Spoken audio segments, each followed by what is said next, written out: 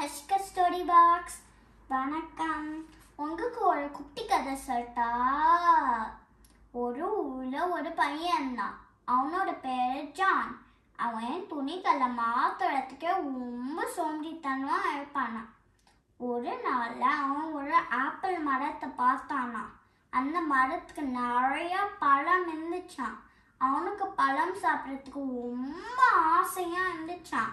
ஆனா மரத்தை ஏறி அந்த பழமை எடுக்கிறதுக்கும் ரொம்ப சோம்பேறித்தனமா இருப்பானா. அதுக்காக கீழே உக்காந்து அந்த மரத்தை பார்த்துட்டு இருந்தானா. அந்த பழம் கீழே விழுவான்னு கொஞ்ச நேரத்துலயே ரொம்ப பசி வந்துச்சான். ஆனா அந்த பழம் கீழே விழவே இல்லை.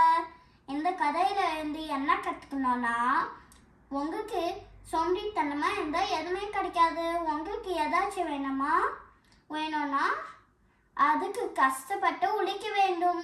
என்னோட கதை சொன்னது பிடிச்சிருந்துச்சுன்னா like, subscribe and share with your family and friends. நன்றி.